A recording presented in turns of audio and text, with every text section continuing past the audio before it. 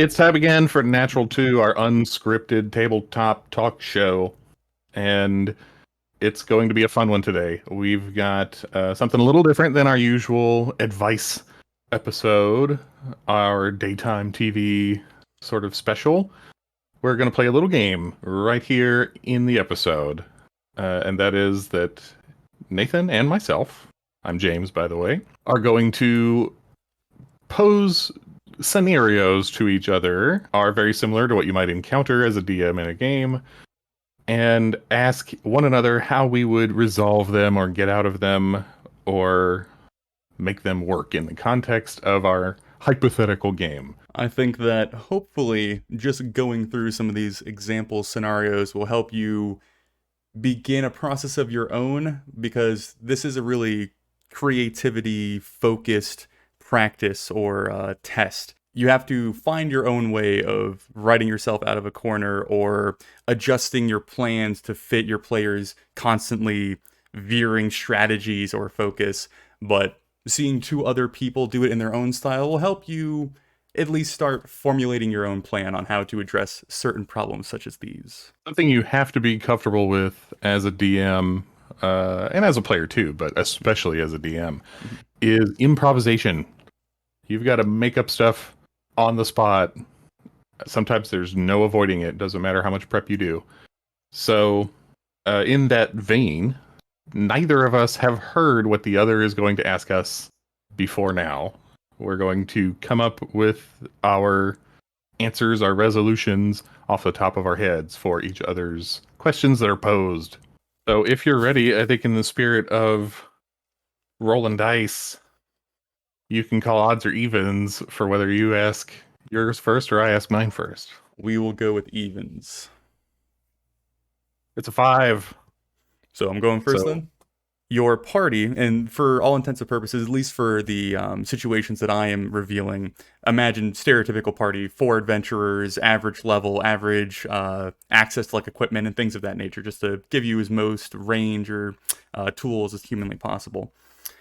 You enter into a city, and the party is focused, or the story has been pushed towards hunting down this thieves guild, the master of this thieves guild. And after various adventures in this city, maybe 5 or 10 sessions of tracking this guy down, learning about his business, having all these, I don't know, insights or assumptions about this character, they ultimately find out, due to the DM's plans or not adjusting, the problem that is now faced is the party learn that there is no Thieves Guild boss. It was all smoke and mirrors and shadow, and it was just a guy to alluding to some spirit or some fable or some folk tale, and everyone just kind of believed in this non-existent human being, and the party is upset. The party and the players, I guess I should clarify. With that reveal, and just that information to go off of, what is the best way to adjust the story or to fix the players' expectations so that both the players and the party don't feel gypped or misguided, might be the right term. That would be the scenario I put forth to you, sir.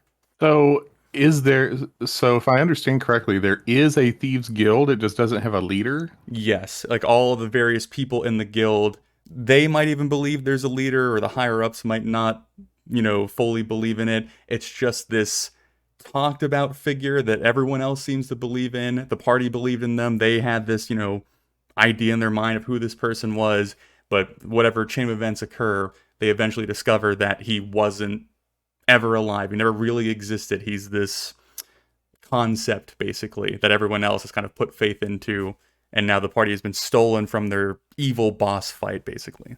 I have a lot of follow-up questions. Yeah, I mean, that would be a process of, trying to decipher exactly what the problem is, because these prompts are a little bit broad, so.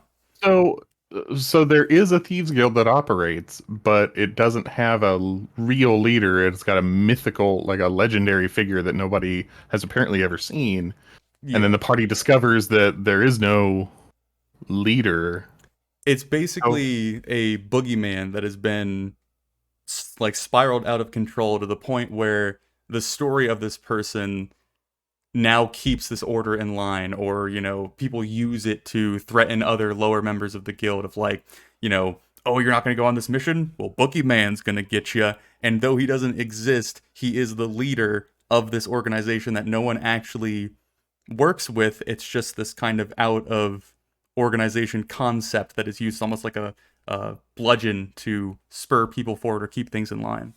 So the guild functions by just the traditions and the habits that have formed, and it just kind of runs itself. Well, there would be, lower lieutenants and everything, but I guess the problem or the center of the problem is the party. Perhaps they've dealt with some of these lieutenants or they've gone up the chain of command and they are focused or fixated or excited about reaching the final guy, the head of the leader of the Thieves Guild or whatever, and then he just doesn't exist. So like you can assume that they have interacted with higher ups or people that claim to know this man or work for this man, so they're getting more and more excited. The eventual reveal of this mysterious shadowy figure, and then he literally is a shadow and just doesn't exist.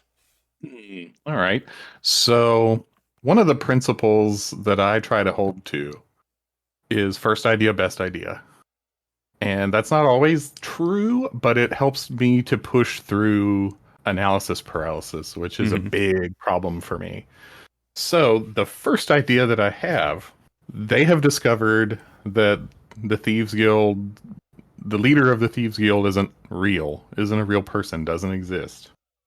In the process of them investigating this, that information has probably gotten to someone outside the party as well. So perhaps the next arc of this storyline or this next quest is that no, there isn't a leader, let's say the Black Arrow, so we can Mm-hmm. Sure. simplify things a little bit. The Black Arrow isn't real, but an NPC, a villain probably, or someone that the party has wronged or that the party otherwise hates, has also learned that the Black Arrow isn't real and has decided to become the Black Arrow. And so now the new mission is not to find and kill the Black Arrow, but to stop this other, perhaps even worse person from becoming the Black Arrow and therefore take over the Thieves Guild. Uh, so if what they really wanted was a boss fight with the Black Arrow, we'll find a way to give them a Black Arrow while keeping things kind of interesting and twisty turny.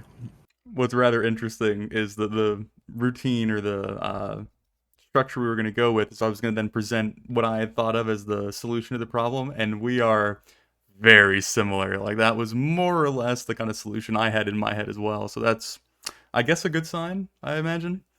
The funny thing is that I can what I would imagine any group that I was in doing is doing that themselves. Like, oh, the Mm-hmm. Thieves Guild doesn't have a leader? Now it does. That was kind of what I was going to play off of is, assuming a bunch of different things, right? Because you don't have exact details.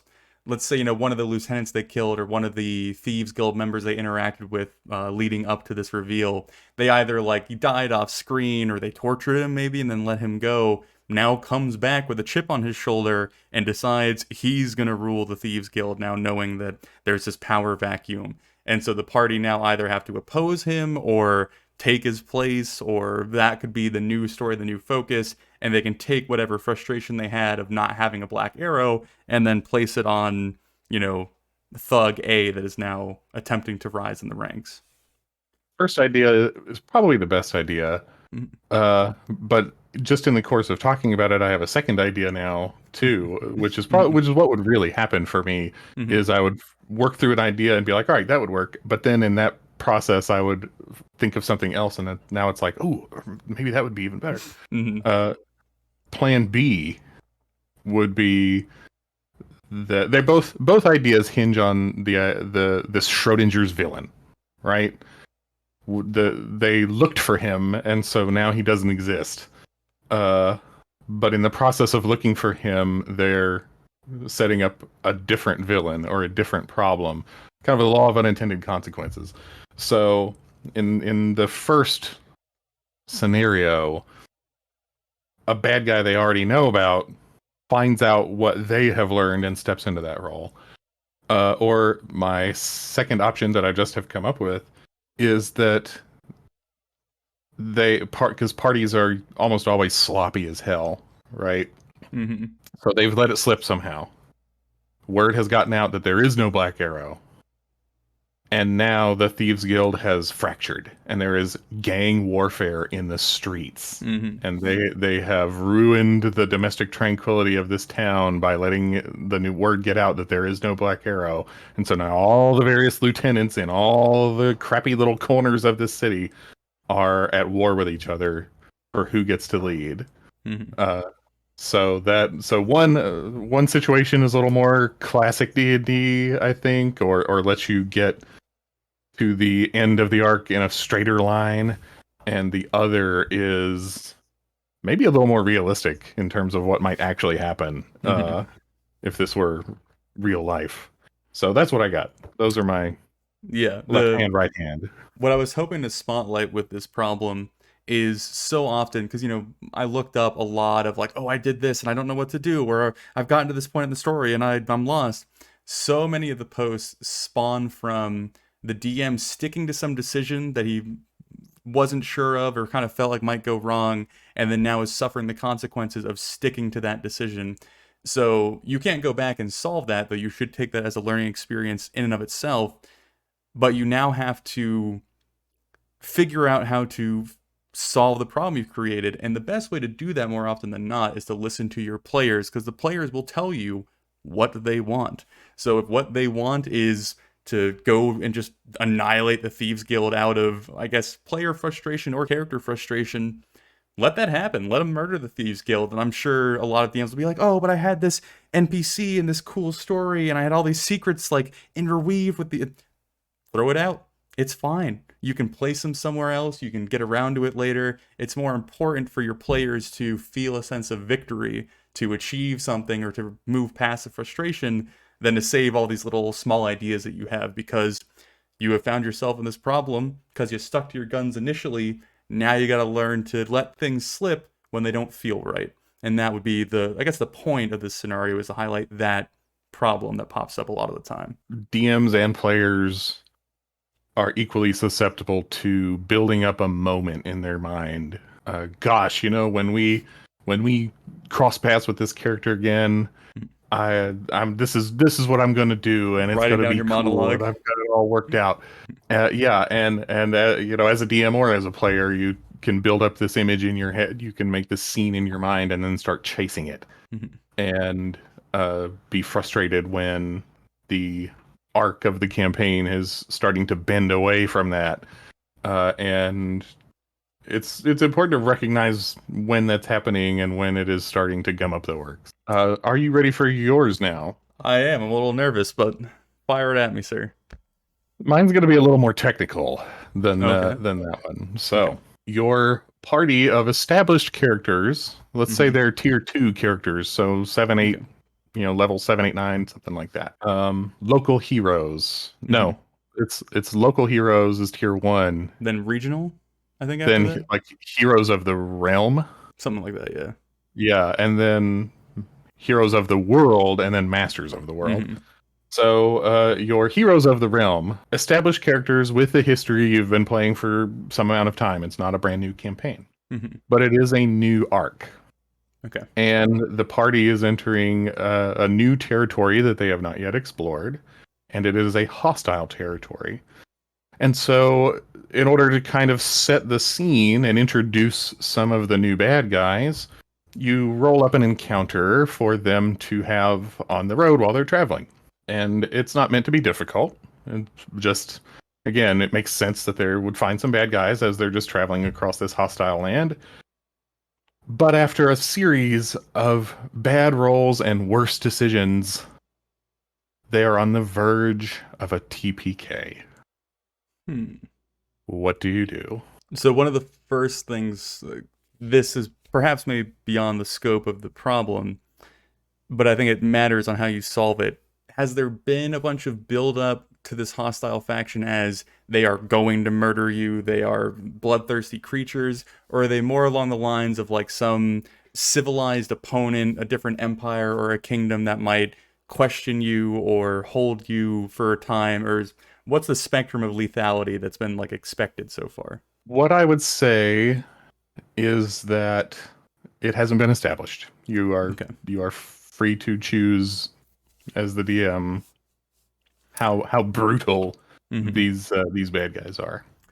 So, since we're at the start of a new arc, and there isn't something specifically in the works except for introducing them to this new region and this new part of the world, I think that gives you a lot of freedom to shift the focus or shift the story or change your plans pretty quickly. I'm going to go off the assumption, or at least, I'm going to write it in as the DM, that these creatures, whether they're monsters or they're like civilized races that speak common or whatever, they aren't dead set on destroying the party and ripping them to pieces and eating them alive. There is some value that the party hold to these individuals, whether that's knowledge or some warning system, or they just want to know who they are, or perhaps they believe that they are the coming of some chosen prophecy, or you can do a lot there. But for whatever reason, they're captured and they're brought back to the cave. And if you want to keep some of the consequences for the TPK, because a lot of DMs feel cheated when a TPK occurs and they just kind of retroactively write it as if it didn't happen. You could have one character die, you could have a character suffer some long-term injury, but that's a really messy situation. You should talk to your player about that before applying that to any character. But for whatever reason, they're now captured. You could put them in a dingy, dark labor camp. You could put them in some high magical wizard's tower. You can now build this interesting scenario in which the party either have to talk or sneak or fight or, I don't know, history check their way out of this scenario. And what it allows you as a DM, which I would almost be excited about with this problem that you've presented me, is the party is now wherever you put them, and they are forced to listen to your lore dumps no matter what. Like, you could have whatever character come talk to them. You could introduce whatever aspect of this new region or this land that you wanted to highlight as the DM. I think there's a lot of cool opportunities with this. The main, I guess, caveat or aspect that you want to keep in your mind as the DM is you want it to be fun.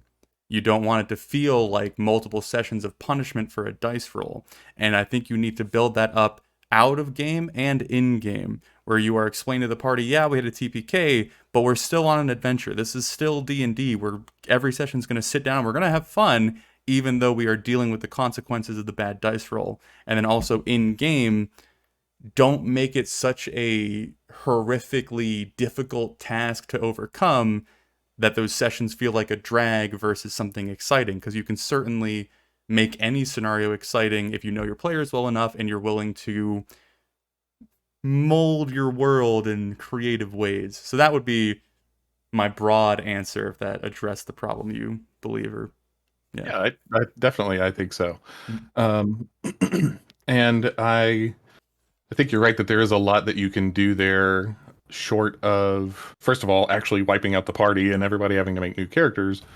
But secondly, without pulling your punches and fudging rolls, because I feel like that was also an option there, is Mm-hmm. if the TPK is coming, then suddenly you as DM, oh gosh, I can't roll over 5 anymore. I wonder how that happened. But that can also feel really bad as the DM and as the players too. Mm-hmm. If you get a sense that that's happening, then that will also pull the players out. So I think that what you're suggesting is a better response to the issue than just fudging a bunch of rolls to make sure that the party somehow survives.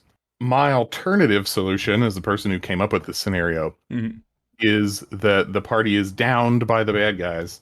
They take some significant amount of treasure from the party. Maybe it's the fighter's favorite magic sword, or something that the party values.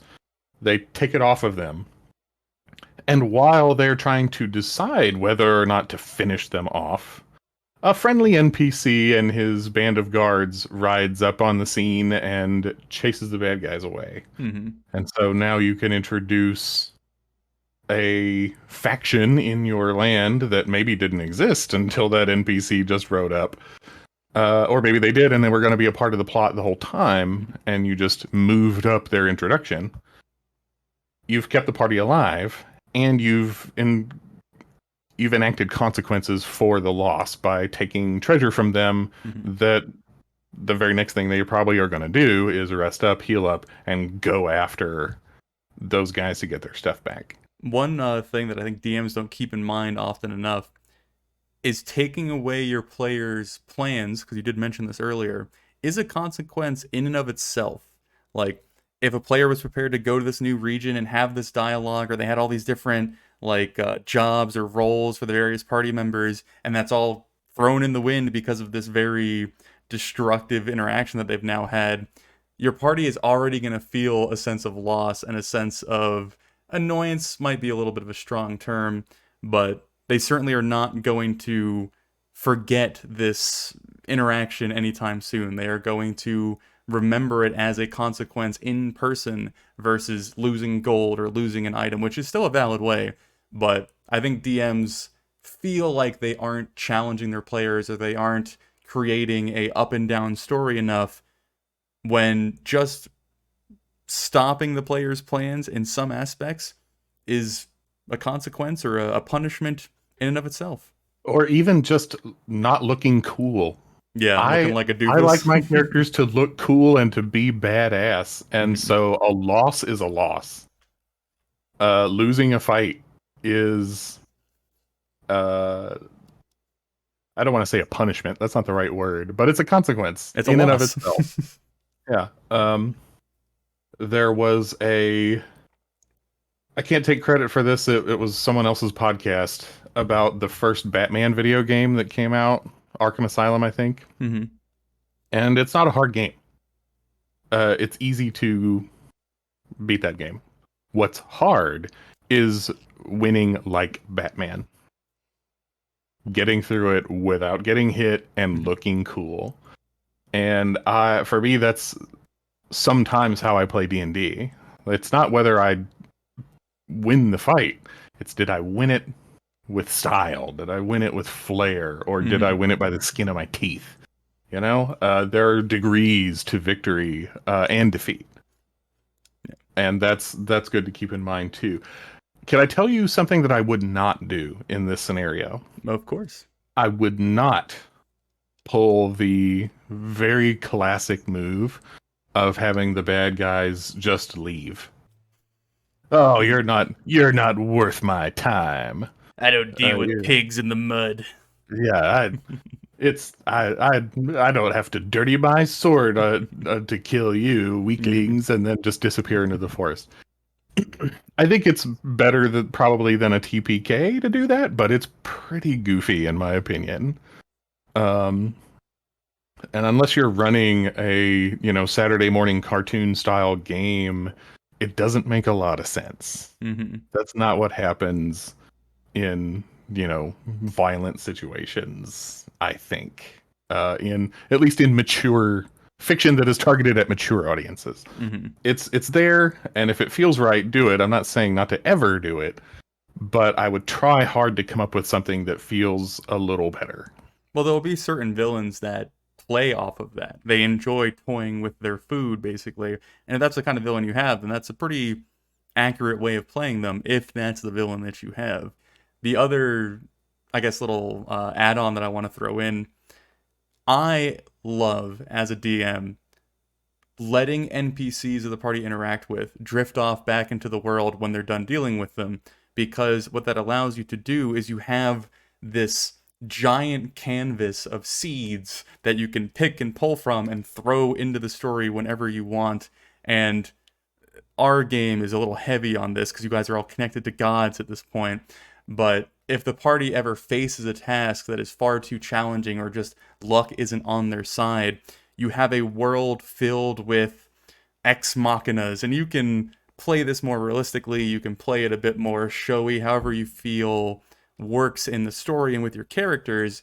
But the party might get a helping hand every now and then, even if it's just like a quick distraction. Some kid that you guys found the toy for at the beginning of the session throws a rock and it strikes the villain enough to get you to run away or break the grapple, or it doesn't have to be this divine angel comes down and smites your enemies in front of you, but that's something that, if done correctly and sparingly, is a really cool way of showcasing to your players that their actions of treating people correctly allows cool things to happen. It also lets you pull out NPCs that you might be missing and want to add back into the story. There's a lot of cool things about that, but I would not do that for every problem because it might get it like, oh, well, we've been stuck on this for 5 minutes. Who's coming to save us? You don't want your players to notice a meta pattern if you can help it, Mm-hmm. because it will either disappoint them or they will try to exploit it. Yep. So stay on your toes. Mm-hmm. I think we're good, you know. Yeah. I want to keep some stuff in the hopper to do this again. I like Mm-hmm. this as an episode concept. Mm-hmm. I hope that the viewers enjoy it as well. Let us know in the comments, as always, whether you think this is a fun idea, whether you enjoyed this episode, and post some scenarios of your own too, of course. Yeah, the reason I think this video is cool, or at least interesting to watch, is so many advice videos don't show you a reasonable way to apply that advice. And so you watch all of these videos telling you to do this and do that and keep this in mind and all this stuff. But if you don't actually see it applied ever, it's difficult for some people, not everybody, to take that advice and put it in their own game. So I think something more along this line where we are actually working through a fake problem, but a problem all the same, gives you a bit more insight into how you might handle things or think about things or approach problems that crop up in your game. I cannot speak today. We're about applied sciences here at Natural 2, and we also want you to apply your mouse to the subscribe button and the thumbs up. So until next time, we are recording our special of Asmiliath Adventures this weekend. Yep. I'll be coming either next week or the week after. So look forward to that and another episode of Natural 2, because I don't think that it's going to kick us off our schedule. We'll see. Should have another one next week as well. So until next time.